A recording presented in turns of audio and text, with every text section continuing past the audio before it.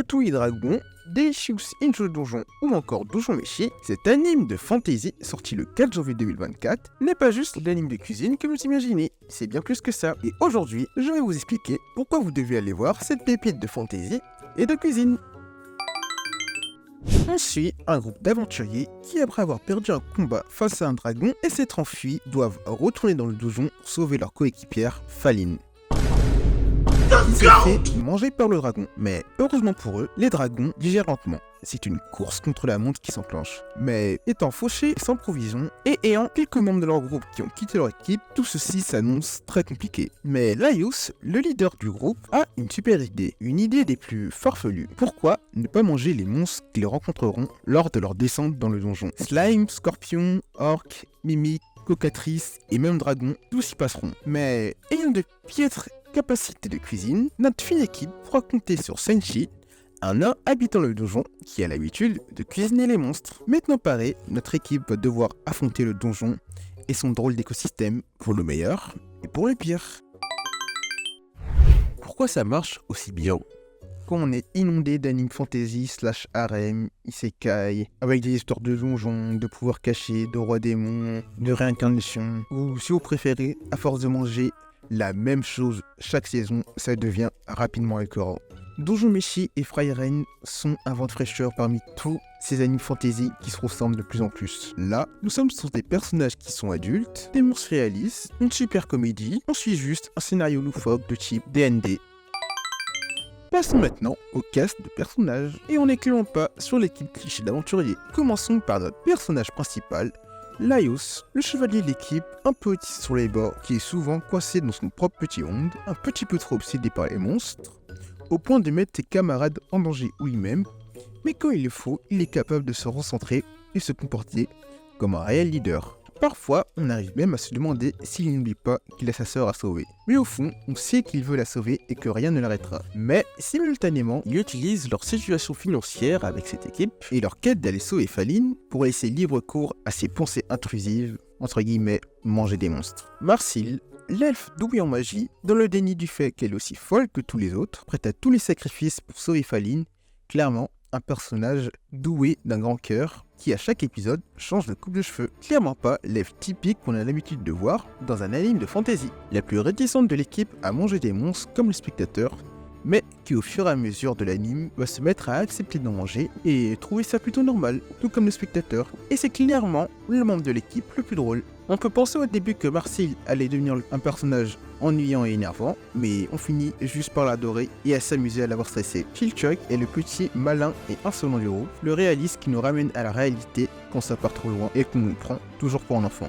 Alors Senshi, il a juste rejoint le groupe pour cuisiner le dragon, mais à part ça, c'est celui qui leur sauve la mise via ses aptitudes à cuisiner des monstres. Certes maladroit, il est sûrement celui qui obtient les meilleurs dialogues. Ce que j'aime bien avec ce cast de personnages, c'est la façon dont il évolue au fur et à mesure des épisodes, la manière dont ils acceptent la façon de penser des autres. Marcille qui, petit à petit, s'habitue à manger les monstres du donjon, Laius qui apprend à utiliser la magie et à réellement faire confiance et prendre soin d'autres personnages qui ne sont pas sa sœur. Je suis aussi fan de l'attention donnée à toutes les races fantastiques et aux différentes cultures de cet univers. Tous les personnages rencontrés au cours de leur aventure sont distincts et uniques, on ne les oublie pas après les avoir vus. J'aime aussi le fait que nous sommes sur des formes de corps différentes parmi tous les personnages vus, ça change de ce que l'on a l'habitude de voir dans les autres animes fantasy.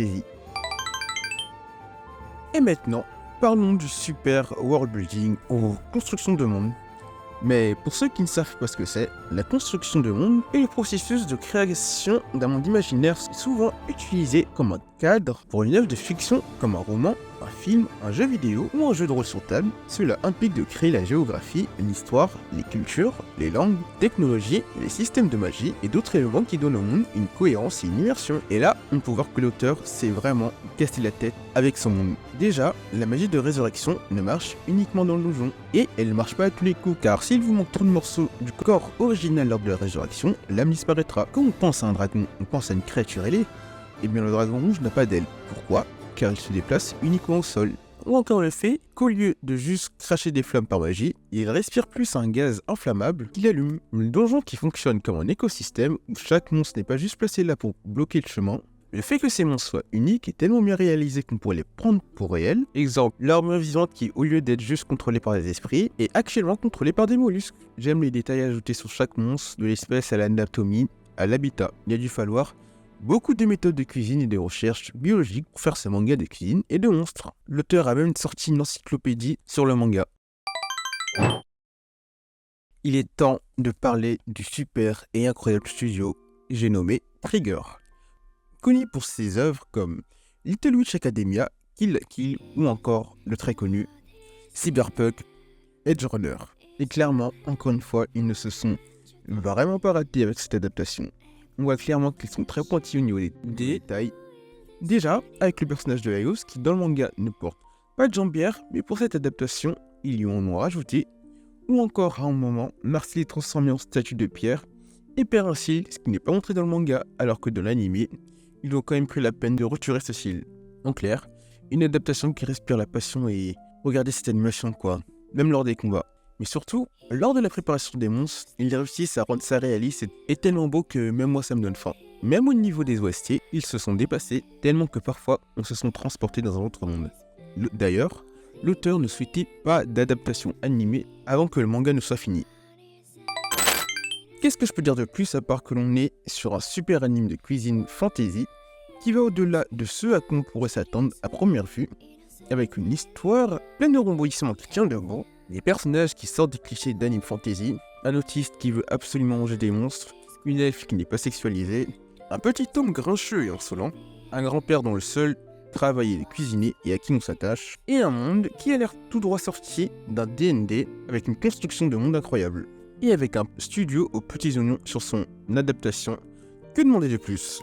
C'est vraiment agréable que récemment on a eu le droit à de nouvelles histoires fantasy au lieu des isekai parce que là on sature, et espérons que le succès de Frieren et Donjon Meshi montre aux mangaka et studios d'animation que la fantasy classique a encore sa place. Pour tous ceux qui apprécient la fantasy, l'aventure et la cuisine, je vous recommande vraiment d'essayer cet animé.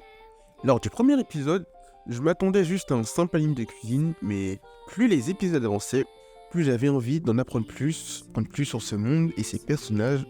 Je voulais voir jusqu'où notre petite équipe arriverait, et à partir de la deuxième partie de l'anime, j'ai compris que l'on n'était vraiment pas juste sur un simple anime de cuisine fantasy. Le manga est constitué de 14 tomes, et l'anime est actuellement constitué de 19 épisodes, disponibles sur Netflix. J'espère que vous avez apprécié cette vidéo, j'ai essayé de ne pas trop vous spoiler parce que cet anime mérite vraiment que vous lui laissiez une chance. Sur ce, à bientôt!